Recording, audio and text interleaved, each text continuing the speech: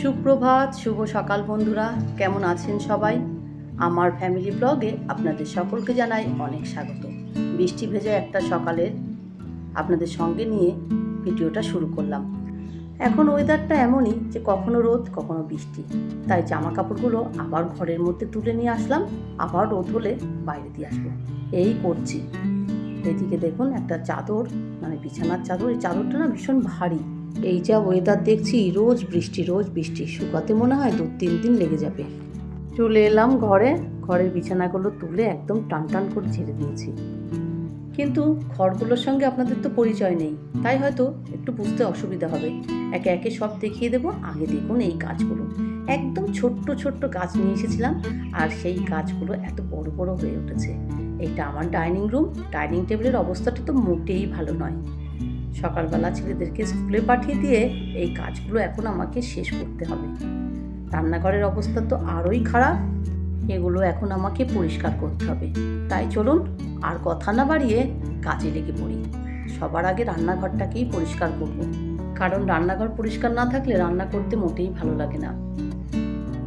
সবার আগে তো গ্যাসটা মুছতে চলে এলাম, গ্যাসটা পরিষ্কার করে নেব।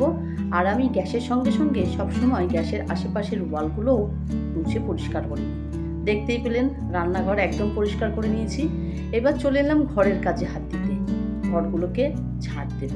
আগে একবার ঝাড় দিয়েছি, মানে সেটা সকালবেলা উঠেই বাসি ঘর ঝাড় দিয়ে ফেলেছিলাম। ঘরগুলো এবার একটু ভালো করে ঝাড় দেব, যাতে মুছতে সুবিধা হয়।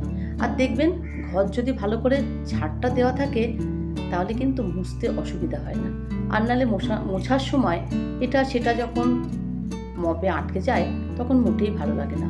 বাইরে তো বৃষ্টি হচ্ছিল, কিন্তু এখন একটু বৃষ্টি থামাতে ভাবলাম কয়েকটা পেয়ারা দেখেছিলাম কালকে, একদম গাছ থেকে পেড়ে পেয়ারাগুলো খাবো।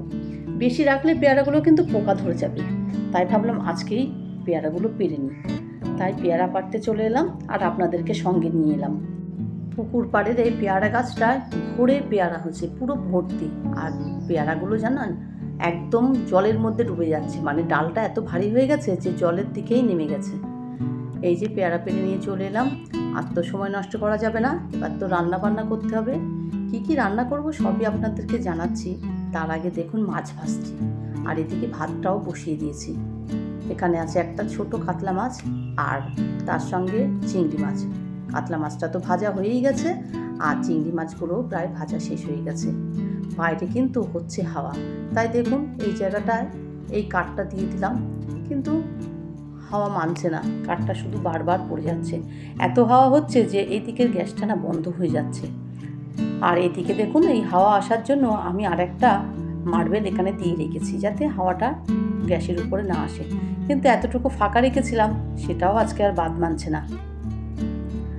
চিংড়ি মাছটা তো ভাজা হয়ে গেছে, এবার করব আলু দিয়ে চিংড়ি মাছের তরকারি, আর করব বেগুন আলু দিয়ে কাতলা মাছের ঝোল। চলুন রান্নাবান্নাগুলো একে একে আপনাদেরকে দেখাই, আর কিছু কথা আপনাদের সঙ্গে শেয়ার করি। একটা সময় ছিল যখন আমার এই রান্নাবান্নার দিকে থাকতেই হতো না। শাশুড়ি মা যখন বেঁচে ছিলেন উনিই রান্না করতেন, পরবর্তীকালে তো রান্নার লোকও রেখেছিলাম।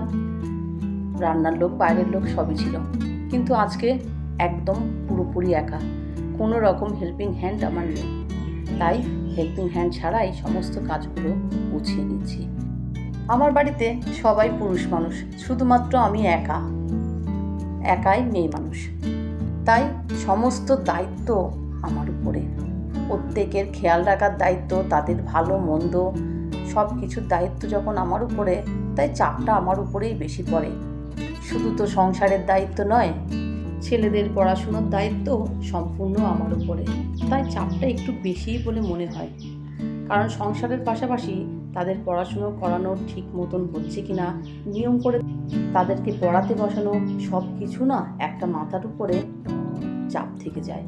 তাই সংসারের পাশাপাশি অনেকটাই পরিশ্রম হয়ে যায়, কিন্তু এটাই তো সংসার ধর্ম পালন করতে এসেছি, আর সংসার করবো না, সব কিছু চাপ নেব না, এটা তো হতে পারে না। তবুও মাঝে মাঝে মনে হয় একটু নিজের জন্য সময় দিলেও ভালো হতো, কিন্তু আজকাল আর নিজের জন্য সময় দিতে পারি না। যাই হোক, আপনাদের সঙ্গে কথা বলতে বলতে রান্নাগুলো শেষ করে ফেলেছি। এখানে হচ্ছে আলু দিয়ে চিংড়ি মাছের ঝোল, আর করেছি বেগুন আলু দিয়ে কাতলা মাছের ঝোল, আর তার সঙ্গে আছে উচ্ছে চচ্চড়ি। রান্না তো আমার হয়ে গেছে, আপনাদের দেখিয়েও দিলাম। আর এদিকে সমস্ত কিছু গুছিয়ে ঠিকঠাক করে রান্নাঘর একদম পরিপাটি করে নিয়েছি। এরপর থেকে আর কোনো রকম ভিডিও করা হয়নি। আবার বিকালবেলা আপনাদের সামনে চলে এলাম। ছেলেদের একটু হরলিক্স দেবো, তাই দুধটা ঢালতে গিয়ে কিছুটা পড়েও গেল।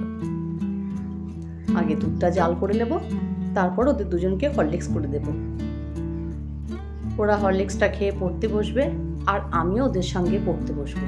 আজকাল তো পড়াশোনার ধরন অনেকটাই চেঞ্জ হয়ে গেছে, তাই বাচ্চাদের পড়ানোর আগে নিজেদেরকে একটু পড়ে নিতে হয়। বিশেষ করে আমি তো করি, তাই বললাম যে ওদের সঙ্গে একটু পড়তে বসবো।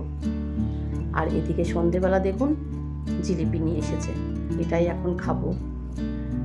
মানে পড়াতে পড়াতে আবার একটু ব্রেক নিয়ে নিলাম। জিলিপিটা খেয়ে নিয়ে আবার তো ওদের পড়াতে হবে, তারপরে রাত্রে তো আরও অনেক কাজ আছে। তাই ভিডিওটা এখানেই শেষ করলাম।